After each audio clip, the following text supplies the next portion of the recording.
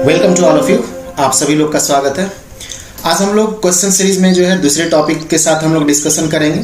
इसमें हम लोग आज क्वेश्चंस करेंगे objective behaviour of real gas पे आधारित। ठीक है, बिहेवियर ऑफ रियल गैस जो कि आपका हीट एंड थर्मोडायनेमिक्स का टॉपिक रहता है, थर्मल फिजिक्स का आप बोल सकते हैं। तो इसी के बारे में हम लोग का आज कुछ ऑब्जेक्टिव्स रहा करेंगे। ठीक है, तो चलते हैं टॉपिक को स्टार्ट करते हैं। तो पहला क्वेश्चन है कि the van der Waals equation of state for a real gas is. तो आपको मालूम है कि ये रियल गैस जो कि प्रैक्टिकल गैस हुआ था, जैसे कि आपको हाइड्रोजन हो गए, ऑक्सीजन हो गए, कार्बन डाइऑक्साइड, ये सब जो है रियल गैसेज रहते हैं।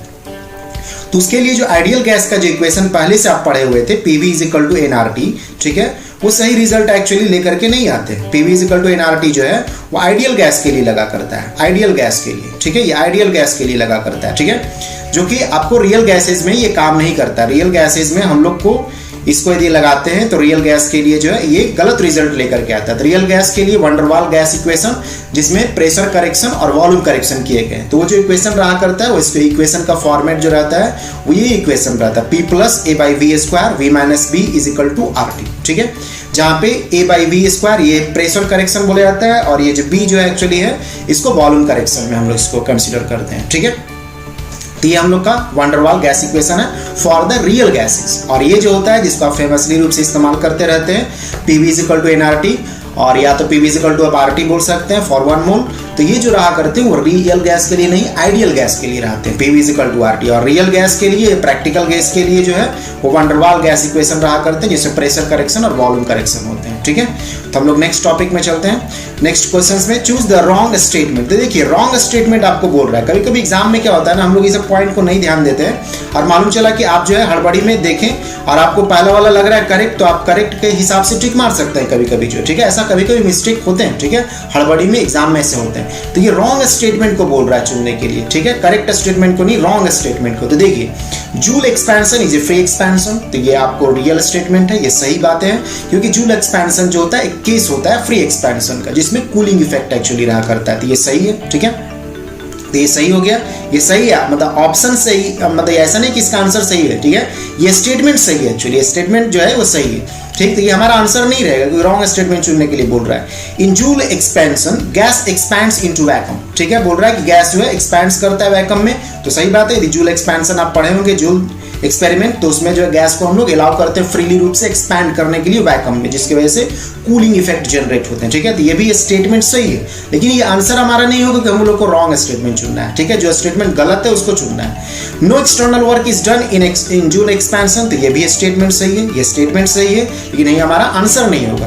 अब जो है लास्ट जो आपका है, ये जाहिर सा बात है कि यदि तीनों ये स्टेटमेंट सही है तो ऑप्शन जो है चौथा सही, चौथा जो है आपका रहेगा ही रहेगा आंसर के केस में, मतलब ये रॉन्ग स्टेटमेंट दिया होगा, तो लॉजिकल बात है। लेकिन हम लोग पहले जानते हैं कि क्या कह रहा है actually. No internal work is done in Joule expansion, बोल रहा है कि इंटरनल वर्क नहीं होते, तो ये जो स्टेटमेंट है ये रॉन्ग स्टेटमेंट है। स्टेटमेंट रॉन्ग है, मतलब ये हमारा आंसर सही है एक्चुअली। ठीक है, आंसर सही है। क्यों आंसर सही है?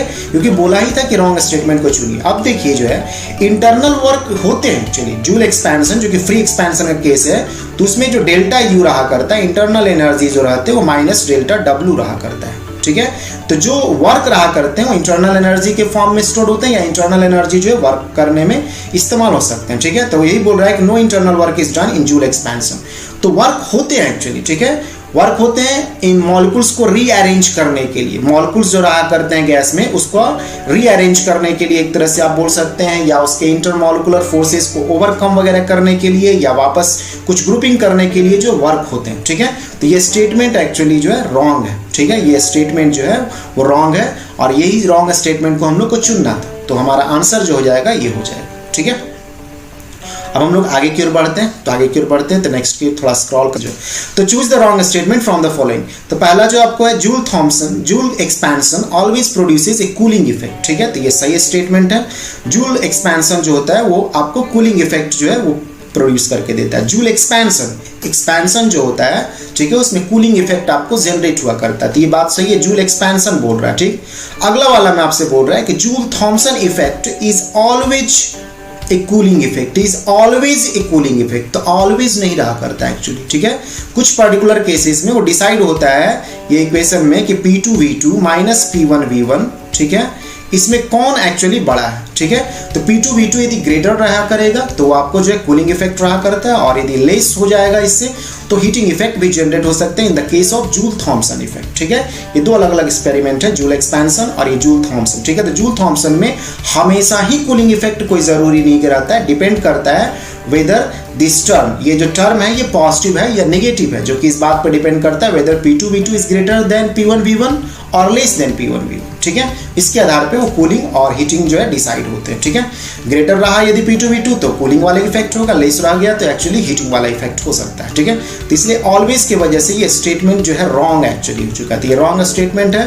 तो हमारा क्वेश्चन के हिसाब से तो रॉन्ग ही स्टेटमेंट चुनना था, तो ये हमारा जो है बी हो जाएगा ऑप्शन। ठीक है, हाँ थोड़ा सा हम लोग आगे के भी ऑप्शन को देख लेते हैं, सिर्फ आंसर से हम लोग को मतलब नहीं है। इन Joule expansion only internal work is done. ठीक है, ये सही भी बात है। अब जूल एक्सपेंशन में डेल्टा यू जो है मतलब वर्क जो रहता है वो एक तरह से इंटरनल एनर्जी या इंटरनल के रूप में जो है एक तरह से खपत होता है। ठीक है, तो ये बात स्टेटमेंट सही है, आप यहाँ वाले पे इक्वेशन से ध्यान दे सकते हैं। इन जूल थॉम्सन एक्सपेंशन, अब देखिए Joule Thomson expansion external work is done on the gas as well as by the gas. ठीक है, जूल थॉम्सन एक्सपेंशन में एक्सटर्नल वर्क जो है गैस के द्वारा भी किए जाते हैं और उस पे गैस पे भी किए जाते हैं, bye the gas and on the gas. तो ये भी स्टेटमेंट जो है सही है, तो रॉन्ग स्टेटमेंट यही था जो कि बी हमारा था। ठीक है, तो ये तीसरा का भी आंसर जो है बी हो जाएगा।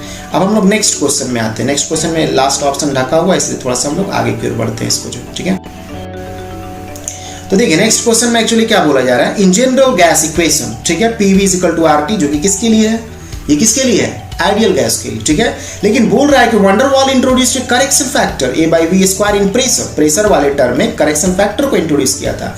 दिस टर्म रिप्रेजेंट्स, ये टर्म क्या रिप्रेजेंट करता है, तो प्रेशर करेक्शन करने का जरूरत क्यों पड़ा एक्चुअली, प्रेशर करेक्शन का जरूरत ये करने के लिए इसलिए पड़ा क्योंकि आपको मालूम है एक्चुअली जो है कि जो एजम्पशंस किए गए थे काइनेटिक थ्योरी ऑफ गैस में फॉर द आइडियल गैस और परफेक्ट गैस, इसे माना गया था कि जो मॉलिक्यूल्स होते हैं वो आपस में नॉन इंटरैक्टिव नेचर के होते हैं, वो आपस में इंटरैक्ट नहीं करते, किसी भी तरह का अट्रैक्टिव फोर्स नहीं लगाते हैं, इसका मतलब ये। ठीक है, लेकिन वंडर वॉल के द्वारा इसी एजम्पशंस को जो है गलत लिया गया कि एजम्पशंस मानने का जरूरत नहीं है, क्योंकि प्रैक्टिकली रूप से जो रियल गैसेस रहते हैं उसके मॉलिक्यूल्स आपस में इंटरैक्ट करते हैं, आपस में अट्रैक्ट करते हैं, एक्चुअली अट्रैक्शन फोर्स रहता है, जिसकी वजह से प्रेशर करेक्शन का जो है जरूरत पड़ता है। तो attractive force between the molecules लगते रहते हैं। ठीक है, तो यही आपका जो है इसमें आंसर होंगे। ठीक है, तो दिस टर्म क्यों आ रहा था, attractive force between the molecules की वजह से, ये हमारा आंसर हो गया। अब देखिए effective area of the molecules, इससे हम लोग को मतलब नहीं, प्रेशर वाले टर्म को, मीन वेलोसिटी वाले को भी मतलब नहीं, वॉल्यूम वाले को भी मतलब नहीं, वॉल्यूम करेक्शन में मतलब है। ठीक है,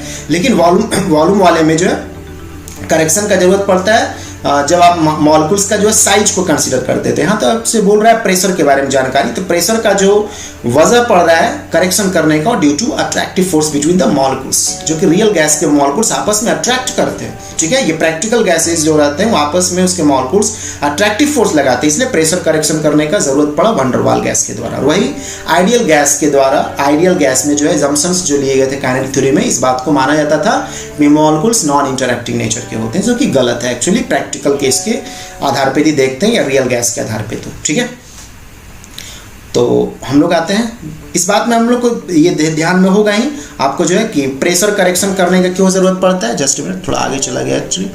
प्रेशर करेक्शन करने का जरूरत क्यों पड़ता है, ये मॉलिक्यूल का जो अट्रैक्शन रहता है इसको कंसीडर करने की वजह से, और वॉल्यूम करेक्शन करने का जरूरत पड़ता है। ऐसा क्यों करने का जरूरत पड़ता है, क्योंकि मॉलिक्यूल्स के साइज होता है एक्चुअली, इसको कंसीडर करने की वजह से। ठीक है, जस्ट ए मिनट।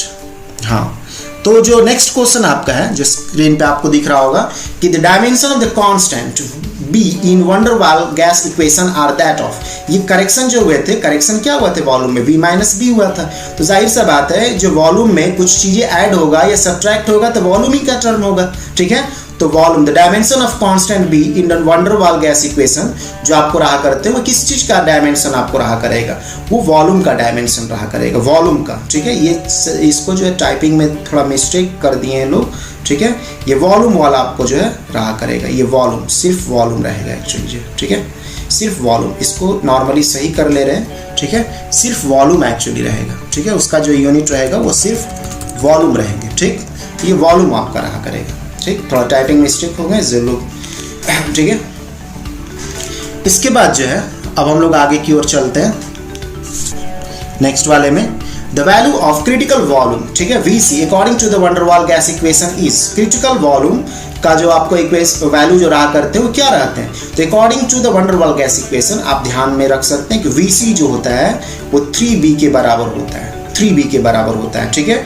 इसको हम लोग क्रिटिकल वॉल्यूम बोलते हैं। और भी एक्स्ट्रा जानकारी के लिए ध्यान में रखते हैं क्योंकि अगला क्वेश्चन उसी से बना पाएंगे हम लोग। जो क्रिटिकल टेम्परेचर एक्चुअली TC जो रहते हैं वो 8a/27 एक्चुअली रहा करते हैं, B इंटू आर जो कि यूनिवर्सल गैस कांस्टेंट है। और क्रिटिकल प्रेशर जो रहा करता है वो a/27 B² एक्चुअली रहा करता है, ठीक है। तो ये क्रिटिकल प्रेशर हो गए, क्रिटिकल टेम्परेचर हो गया और क्रिटिकल वॉल्यूम हो गया। तो हमारा ऑप्शन क्या हो जाएगा, VC = 3b एक्चुअली हो जाएंगे, 3b। इसमें भी थोड़ा सा मिस्टेक हो गया टाइपिंग की वजह से, 3b एक्चुअली होगा, ठीक है। 3b हम इसको करेक्शन कर दे रहे हैं एक्चुअली 3b, ठीक है। तो ये B ऑप्शन आपका रहेगा, ठीक। कुछ लोग देख रहे हो तो उनको लग रहा होगा तो ऑप्शन में कहीं ना कहीं तो 3b है नहीं, जिनको जानकारी होगा तो ये ऑप्शन में टाइपिंग मिस्टेक हो गए, तो VC = 3b एक्चुअली होगी, ठीक है। और TC जो जानकारी लेता है तो 8a/27 BR और PC = a/27 B² एक्चुअली, ठीक है। तो ये हो गया, तो VC = 3b। अब ये बात ध्यान में रखते हैं, एक बात हम इसमें और जानकारी ऐड कर दे रहे हैं कि van der Waals gas equations के द्वारा जो है क्रिटिकल वैल्यू जो लाते हैं वो 3b के बराबर होता है, थ्योरेटिकल वैल्यू है। लेकिन प्रैक्टिकली रूप से जो देखा जाता है, प्रैक्टिकली रूप से, ठीक है, ये थ्योरेटिकली लाया गया। थ्योरेटिकली बोलने का मतलब जो कैलकुलेशन के हिसाब से van der Waals gas equation में VC = 3b प्रूफ कर सकते हैं, ठीक है। लेकिन प्रैक्टिकली देखा जाता है कि VC जो है नियरली लगभग बराबर जो है 2b का। लेकिन हम लोग इस ऑप्शन को नहीं मारेंगे, ये प्रैक्टिकली जरूर होता है। लेकिन क्वेश्चन में क्या पूछा आपसे, क्वेश्चन ने पूछा है van der Waals gas equations के में एक्चुअली मतलब थ्योरेटिकल वैल्यू एक्चुअली पूछ रहा है, तो VC = 3b होगा, ठीक है। बाकी प्रैक्टिकली रूप से VC = 2b रहते हैं, ये ध्यान देते हैं। अब देखिए जितना जानकारी इधर हम आपको दिए थे ना उसके आधार पे ये वाला आपको मिल जाएगा। According to van der Waals gas equation critical coefficient, ये जो टर्म रहते हैं ना इसको क्रिटिकल कोफिशिएंट बोलते हैं। ये जो पूरा टर्म है, ठीक है, जिसमें R जो है universal gas constant, TC critical temperature, PC critical pressure और VC जो है क्रिटिकल वॉल्यूम। तो आप सबका वैल्यू एक्चुअली रख दीजिएगा ना, ये R हो गया, TC का वैल्यू रख दीजिए, अभी जस्ट लिखे हुए हैं आपके स्क्रीन पे दिख रहा है 8a/27 BR, ठीक है। 8a/27 BR डिवाइडेड बाई क्या, ये आपका PC, तो PC का वैल्यू रख दीजिए a/27 B², ठीक है। और उसके बाद जो है VC का वैल्यू जो है 3b, VC का वैल्यू 3b। तो ये कट शट करके जो है आपका 8/3 एक्चुअली आ जाएंगे, ठीक है। तो 8/3 आपका कौन सा आंसर है, ये B आंसर हो जाएगा आपका, ठीक है। नेक्स्ट में हम लोग चलते हैं, ध्यान में रखते हैं, ठीक है, वो बातें बाकी उसको प्रूफ कर सकते हैं। तो प्रूफ तो करने का यहाँ पे है नहीं क्योंकि लेंदी हो जाएंगे चीज़ें, कुछ चीज़ें आपको ध्यान में रखना रहता है जिसमें से ये critical volume, critical pressure, critical temperature क्या होता है इसके बारे में जानकारी, ठीक है। नेक्स्ट क्वेश्चन जो हमारा 8वां नंबर क्वेश्चन है, 2 gases have equal reduced pressure and reduced temperature, ठीक है। The gas having higher molecular weight, तो इसका जो वॉल्यूम रहेगा इसके बारे में जानकारी आपसे मांग रहा है कि shall have larger reduced volume, गलत आंसर है, ठीक है। Shall have smaller reduced volume, गलत आंसर है। Their reduced volume is same, उसका वॉल्यूम जो रिड्यूस्ड जो वॉल्यूम रहेंगे वो सेम रहा करेगा। No relationship between them, sometimes decreases, ये भी गलत है एक्चुअली, ठीक है। तो देयर रिड्यूस्ड वॉल्यूम जो रहेंगे सेम रहेंगे। यदि आप इक्वल रिडक्शन इन प्रेशर लाइएगा, इक्वल रिडक्शन इन टेम्परेचर लाइएगा तो वॉल्यूम रिडक्शन जो रहेगा कांस्टेंट मेंटेन रखा हुआ रहेगा, ठीक है, मतलब सेम रह जाएंगे एक्चुअली, ठीक। नेक्स्ट क्वेश्चन हम लोग आते हैं in Joule Thomson effect. Joule Thomson effect में बोल रहा है कि temperature decreases, temperature increases, sometime temperature increases, none of them. तो एक्चुअली देखा जाए एकदम एग्जैक्ट सेंस में तो इस क्वेश्चंस को मल्टीपल सेलेक्ट में रखना चाहिए, ठीक है, क्योंकि ये दोनों सही हो सकते हैं, ठीक है।